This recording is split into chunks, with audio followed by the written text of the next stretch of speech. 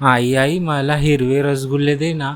मला खूप खायची इच्छा झाली आहे. मला खूप आवडतात. प्लीज बनव ना तू आज. अरे राहुल, ते रसगुल्ले तुझ्या आजीच्या इथं बनायचे.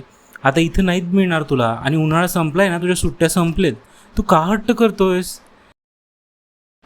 नाही नाही, मला हिरवे रसगुल्लेच खायचे. एवढ्यात कमला म्हणते, अगं सुनबाई काय झालंय? का सारखं तू त्या लहान मुलाला ओरडत असतेस ग? कधीतरी त्याच्या आवडीचं काहीतरी बनवत जा. काय मागतोय तो? तेवढ्यात तिकडून ऐश्वर्या म्हणते, आई बघा ना, तो हिरवे रसगुल्ले मागतोय. सारखं सारखं तेच खायचं म्हणतोय. हिरवे रसगुल्ले हे काय असतात? त्यावरती तिकडून ऐश्वर्या सांगते, मी जेव्हा माझ्या माहेरी गेले होते तिकडे उन्हाळ्यामध्ये पुदिन्याचा रस घालून रसगुल्ले बनवायचे. ते उन्हाळ्यामध्ये खूप थंड असतात आणि खायला अगदी टेस्टी लागतात. म्हणून हा राहुल मागतोय. अरे राहुल, तसले पुदिन्याचे रसगुल्ले वगैरे काही फालतूचं खाऊ नको. तुझ्यासाठी आईस्क्रीम आणायला सांगते बघ. नाही नाही, मला हिरवे रसगुल्लेच खायचेत. तेवढ्यात तिकडून त्याचे बाबा येतात आणि ओरडू लागतात. म्हणतात, अगं काय मुलाला शिकवत राहतेस? तुला काही काळीची अक्कल आहे का? जेव्हा बघल तेव्हा हिरवे रसगुल्ले काळे रसगुल्ले काय शिकवतेस त्याला? दमडी कमवायची अक्कल नाही तुला? लायकी आहे का तुझी इथं राहायची? मूर्ख कुठली. आणि तिला ओरडून रागाने तिथून निघून जात असतो. जाताना तो रस्त्यात बडबड करतच असतो. त्याचं म्हणणं असं असतं की त्याच्या बायकोने ना तर पूर्ण शिक्षण केलं आहे, ना तिला पैसे कमवायची अक्कल आहे. त्याच्या मतानुसार ती एकदम ढ असते. तिचा नवरा आणि सासू बाहेर गेल्यानंतर ती स्वतःच्या मुलासाठी पुदिना आणून आणि दुधाचं एक पॅकेट घेऊन ते पुन्हा पुदिन्याचे रसगुल्ले बनवू लागते. रसगुल्ले बनवताच ती आपल्या मुलाला म्हणजेच राहुलला जाऊन देते. दिल्यानंतर ते रसगुल्ले पाहून राहुल खूप जास्त खुश होतो. राहुल म्हणतो, आई वा, तू हिरवे रसगुल्ले बनवले वा, आणि जोरजोरात नाचू लागतो. आता हे पाहून त्याच्या आईला मात्र आनंद होत असतो. तो म्हणतो, तुझ्यासारखे हिरवे रसगुल्ले कुठेच नाही मिळणार. आज एक वाईट दिवस असतो. तो म्हणजे विजय खडी उचलायला गेलेला असतो. जेव्हा तो खडी उचलून तिथं चालत असतो, अचानक खूप जास्त ऊन आल्यामुळे चालता चालता अचानक त्याचा तोल जातो. तोल एवढा बेकार गेलेला असतो आणि उन्हाने त्याच्या अंगातली पूर्ण शक्ती समजून जवळपास पूर्ण शक्ती संपलेली असते. तो तिथंच बेशुद्ध पडतो आणि पडल्यानंतर त्याला खूप मोठी जखम होते. फॅक्टरीचा मालक ॲम्ब्युलन्सच्या द्वारे एका मोठ्या हॉस्पिटलमध्ये पाठवून देतो. आता हॉस्पिटलमध्ये जेव्हा गाडी जाते तेव्हा तिथे गेल्यानंतर डॉक्टर सांगतात की आम्हाला माफ करा, विजयला खूप मोठी जखम झालेली आहे. आता त्याच्या मेंदूवरही मार लागला आहे. त्याला बरेच महिने रेस्ट घ्यावं लागेल आणि आम्हाला सांगता येणार नाही तो बरा होईल की नाही. आता हे कळताच घरच्यांना मात्र खूप मोठा धक्का लागतो. तिकडून कमलाचे डोळे भरले असतात तर इकडून ऐश्वर्याचेही डोळे भरून आलेले असतात. दोघेही तिथं स्वतःचे डोळे सावरत असतात. घरी आल्यानंतर तिथं तर कमला सर्वांसमोर शांत होती, पण घरी येताच ती जोरजोरात रडू लागते. म्हणते, अरे देवा, कसली सून दिली रे, आडानी निवळ, तिला काही पैसे कमवायची अक्कल नाही, मुलगा आता चालू शकत नाही, कोण घर चालवणार माझं?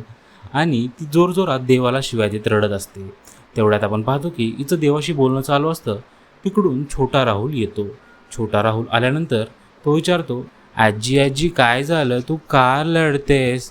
आता कमला खूप रागाला गेलेली असते. कमला म्हणते, अरे जा, आपण उपाशी मारणार आहे, आता कोण जगणार नाही, आपलं पूर्ण कुटुंब आता मातीत जाणार आहे, निघ इथून. आता राहुल घाबरलेला छोटा मुलगा रडत रडत आईकडे येतो. म्हणतो, आई मरणं म्हणजे काय असतं, आपण का मरणार आहे? लहान मुलाच्या तोंडातून असे कठोर शब्द ऐकून ऐश्वर्याच्या डोळ्यातून अश्रू थांबत नसतात. ऐश्वर्या बुद्धी लढवते. तिकडं एक पिशवी घेऊन गावात जाते. तिथून दुधाची काही पाकिटं घेऊन येते. दुधाची पाकिटं घेऊन येताच ती रस्त्यात एका माणसाला थांबवते. म्हणते, तुमचा गाडा मला आज भाड्याने मिळेल का? तर तो माणूस सांगतो, हो, पण एवढे एवढे पैसे लागतील. ती दुधाची काही पाकिटं घेऊन घरी येऊ लागते. घरी येताच तिची सासू तिच्यावर ओरडू लागते. म्हणते, अगं सूनबाई, तुला काडीची अक्कल आहे का गं? घरात खायला पैसे नाहीत, आपल्यावर रस्त्यावर राहायची वेळ आली, तू दुधाची पाकिटं घेऊन काय आलीस? म्हातारपणाला दूध, आता एवढं वय झालं टोनगे, आता दूध पिणार आहेस का तू एवढं? त्या लहान मुलावर तर दया कर गं बाई, कुठनं आणली रे आमच्या विजयानं असली नालायक सून? तेवढ्यात ऐश्वर्या सांगते, सासूबाई माझ्यावर थोडा तरी विश्वास ठेवा, मी त्या लायकीची तर असेलच ना, एवढ्या दुधाच्या पिशव्या आणल्यात म्हणजे माझ्याकडे नक्कीच काहीतरी असेल. आणि तिथून निघून जाते. तिच्या मागं मागं राहुली निघून जातो. दुसऱ्या दिवशी सकाळी आपण पाहतो की ती सकाळी उठून खूप जास्त रसगुल्ले बनवते. ते पुदिन्याचे रसगुल्ले एवढे जास्त असतात की त्याचा सुगंध पूर्ण रूममध्ये पसरतो. आज एवढे रसगुल्ले तिने कशासाठी बनवले असतील? कारण घरच्यांना तर काहीसे रसगुल्ले खूप पुरेसे आहेत. अशी काय गरज पडली असेल तिला एवढे जास्त रसगुल्ले बनवण्याची? मनातल्या मनात ती विचार करत म्हणते, देवा, आज मला आशीर्वादाची खूप गरज आहे. तर सकाळीच सगळे उठण्यापूर्वी तो गाडा घेऊन अगदी चौकात गेले असते. लहान मुलासाठी 4 रसगुल्ले काढून एका वाटेत ठेवून निघून गेले असते. गावात पोहोचताच ती तिथं म्हणते, आज मला काहीही करून माझे खूप जास्त गिराईक होऊ दे. आज मला हा सगळा माल खपवावा लागेल, नाहीतर दुधासाठी घालवलेले सगळे पैसे वाया जातील. तेवढ्यात आपण पाहतो की देव तिला थोडक्यात पावतोच. एक माणूस येतो, त्याला खूप ऊन लागत असतं. तो म्हणतो, 2 रसगुल्ले एक प्लेट रसगुल्ले देता का? ते त्याला म्हणते, हो घ्या ना. आणि तो रसगुल्ले खाऊ लागतो. रसगुल्ले खाताच तो त्याची खूप जास्त तारीफ करतो.